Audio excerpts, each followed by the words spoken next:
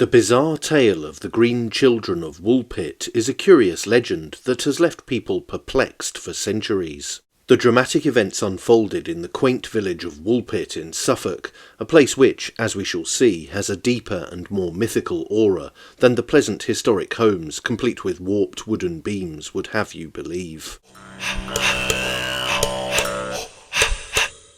For as well as the Green Children legend, there is more to Woolpit than meets the eye. And there are folkloric secrets here in dusty cobwebbed corners and a watery wilderness with sacred and ancient stories attached to it. Welcome to Woolpit in Suffolk, where, as legend has it, during the reign of King John, two mysterious green children appeared from nowhere. First, let's look at the legend, which is said to have taken place in the 12th century. Contemporary chroniclers such as William of Newburgh and Ralph of Coggeshall preserved the story in written form, describing an incident so strange that it defies simple explanation. One day during the harvest season, the villagers of Woolpit made a startling discovery near the wolf pits, deep traps used to catch wolves, from which the village is said to have taken its name. Two children, a boy and a girl, were found wandering near these pits. What immediately struck the villagers was their peculiar appearance. The children's skin was a vivid green. Their clothing was made of an unfamiliar material and styled in a manner that bore no resemblance to standard dress at the time. The story gets weirder as the children spoke in a language that no one could recognise, their words an unintelligible babble. The villagers, uncertain of what to do, brought the children to the home of a local landowner, Sir Richard de Calne. There they were offered food, but the children refused to eat. Despite their obvious hunger, they turned away from the bread, cheese and other staples presented to them. Days passed and the villagers feared for the children's survival, until they happened to bring raw broad beans to them. The children eagerly seized the beans, eating them straight out of the pod. For a time this was the only food they would accept, though they eventually grew accustomed to a slightly broader diet. As the children began to thrive, their strange green hue gradually faded. They eventually lost their verdant tinge, and, over time, the children also began to learn English. But the oddness did not end there. The children claimed to have come from a place called St. Martin's Land, a world perpetually cloaked in twilight, where the sun never shone, and everything was bathed in a dim green light. They described a land rich in greenery where they had tended livestock for their father. One day, while herding their animals, they heard a strange bell-like sound. Following the noise, they had wandered into a cavern, and from there somehow emerged into the fields near Woolpit.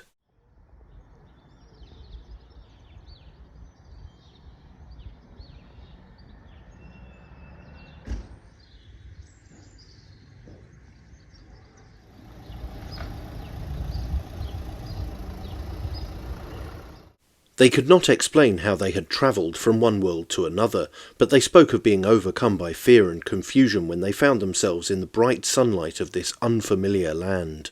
The tale took a tragic turn when the boy, who was younger and frailer, did not survive long after their arrival. Despite the care given to him by villagers, he fell ill and died. The girl, however, thrived in her new life. She was baptised and grew into adulthood, integrating into the community of Woolpit. According to some accounts, she eventually married a man from King's Lynn and lived out the remainder of her days in England. The weird story of the Green Children has inspired wonder and speculation over the centuries.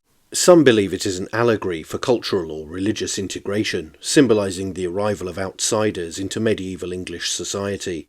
Others suggest the children were mysterious Flemish arrivals. The green hue of the children's skin has been attributed by some to a condition called chlorosis, a form of anemia caused by malnutrition. Perhaps inevitably, the modern era has seen suggestions that the children were extraterrestrials, whose tales of their bizarre world were accounts of a distant planet or another dimension. My own view is that the story of the children is an older one, through a new allegorical lens for the time. Their story can be seen as a continuation of the mysterious Green Man legend, or a retelling of part of the oldest story, the Epic of Gilgamesh, particularly in this case of the story's notion of a wild man being civilized. This was the case in the epic with the character Enkidu. Enkidu has been portrayed as being horned, possibly as the Mesopotamian bullman, embodying one of the earliest wild man stories, although these stories have been adapted to the countries in which they've taken root later. The story tells of Enkidu's civilization after a trapper encountered him, and he ended up becoming friends with Gilgamesh and being accepted into Uruk society. On the Green Man connection, the Green Children are associated with nature, specifically through their green skin, suggesting a connection to the earth, fertility or vegetation, or perhaps wilderness and pre-Christian paganism that required a civilizing influence. The Wild Man, or Woodwoes, an ancient legend that occurs throughout Europe, often epitomizes the untamed, natural human living outside the norms of civilized society. The Green Children, coming from an unknown land and with their alien customs and appearance, can be seen as outsiders or wild in a societal context, similar to the Woodwoes' depiction as a figure untouched by civilization. And in the spectacular St. Mary's Church in the centre of Woolpit, there is a physical connection to this archetype.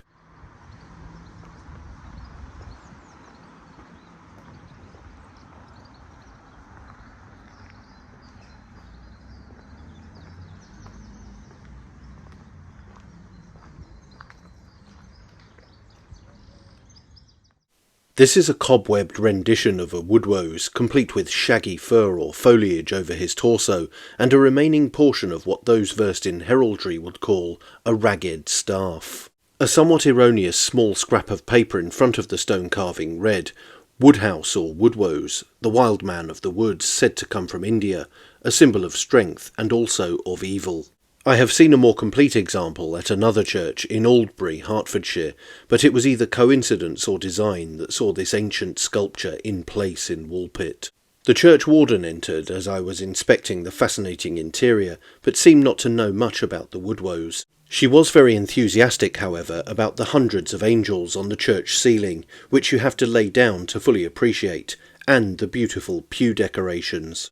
These include an array of mythical beasts and date from considerably earlier than the English Civil War of 1642 to 1653. This fact was emphasised as the warden told me, "Thankfully Cromwell let us keep those." This was a reference to the wrecking Roundheads' Puritan attitudes to church interiors. Elsewhere in the church there is a list of vicars and rectors dating back to 1162, and a partial recounting of the Green Children story according to William of Newburgh. An interesting point to note for those looking to determine the origin of the children is there in the lines. To a question about the sun and its movements, the answer was that the sun did not rise in their country, that the amount of light was only small, like we have just before sunrise and just after sunset. They did mention that they could clearly see another country from their own, across a very big river. End quote. Both the Green Children and the Green Man could represent the blending of pre-Christian pagan symbols with Christian narratives. The Green Children's story might serve as a moral or educational tale about integration and adaptation, much like how the Green Man was incorporated into Christian art to symbolize resurrection or the renewal of life. The children's initial green skin might be interpreted as a physical manifestation of their connection to the wild, akin to how the Woodwoes is often depicted with a hairy, sometimes green body symbolizing its bond with nature. This physical signifier separates them from normal humans, much like the Woodwoes' fur or leaf-covered body. The narrative of the Green Children adapting to life in Woolpit and losing their greenness can be seen as a parable about the taming of the wild, or the integration of the natural into the social order. This mirrors stories of the Woodwoes or other wild men who sometimes interact with or transition into human society, often as part of a redemption or civilizing narrative. And finally we come to another mystery of Woolpit, and another nexus of pagan and Christian mythology. This lies in the enigmatic Lady's Well, known locally as Polgress or Palgress. It comprises a square moat with a finger pointing towards the centre. According to an information board at the entrance to the fairly inaccessible feature, it is man-made and dates from about 1000 AD. Its origins remain a mystery, but it is known that medieval pilgrims coming from as far away as Ireland visited the Holy Well in order to bathe their eyes in the water and pray to Our Lady.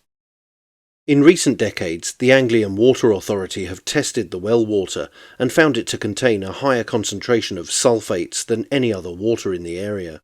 It has been suggested that the moat was constructed either as a stockade to enclose domestic animals or as protection for an early farmstead. The information board added, whichever of these theories may be the true one, it would certainly have acted as a deterrent to wild animals roaming the forest, which covered central Suffolk in those days. Sacred wells held profound significance for pre-Christian Celtic pagans in England, serving as both spiritual and communal focal points. These wells were considered portals to the other world, where deities, spirits and ancestors resided. Offerings like coins, jewellery and weapons were often cast into sacred wells to honour these deities or seek favours, reflecting beliefs in healing, fertility and protection. Many wells, like this one in Woolpit, were associated with local legends and healing properties, drawing pilgrims seeking cures. So it is possible these pre-Christian practices continued, even if the site was constructed in 1000 AD, well into the official post-pagan age, as the information placard states. The lady of the Lady's Well name could refer to the Virgin Mary, or to St. Brigid. If it is the latter, then this is a repurposed veneration site of a pagan Celtic goddess. Before being euhemerised, a process where a deity is reinterpreted as a historical figure to integrate older pagan beliefs into the new Christian framework, Brigid was a goddess. And a goddess firmly associated with healing waters, particularly springs and wells. She was revered for her healing powers, and was often invoked at sacred wells. In Irish mythology she was part of the Tuatha De Danann, the pre-Christian deities of Ireland. However, with the Christianisation of Ireland, Brigid was transformed into Saint Brigid of Kildare, a revered Christian saint. Her feast day, the 1st of February, aligns with the pagan festival of Imbolc, which celebrates the goddess. The Celts also worshipped other goddesses, such as Danu, who was the deity ascribed to motherhood, a role the Virgin Mary co-opted as Christianity replaced the older ways. So the Green Children were found wandering in woods, much like this one. I don't know if it was this one, but this is the woods with the sacred well in it. So this, believe it or not, is a sacred well. It doesn't look much like it, it looks like a ditch. Yeah, this is a holy well. People actually used to make pilgrimages to come to this site for its apparent healing properties. And there's the sacred water.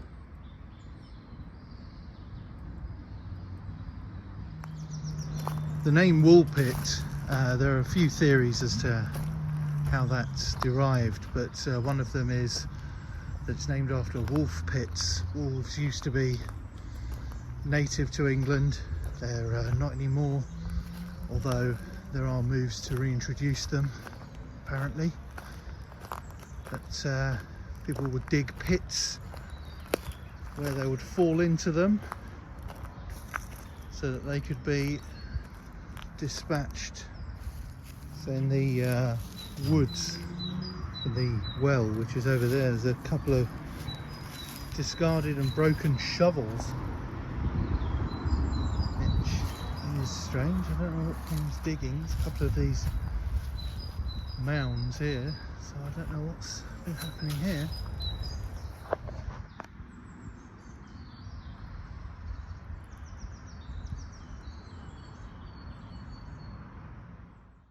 The presence of the mysterious well, the woodwoes in the church, and the legend of the Green Children indicate strong pagan echoes in Woolpit, and, perhaps, more secrets to be uncovered. Aside from this, it feels like a place with a special significance and a certain aura. There's something intangibly odd about this place. For a small Suffolk village you could drive past and barely notice, Woolpit has plenty to see, and yet plenty more to tell.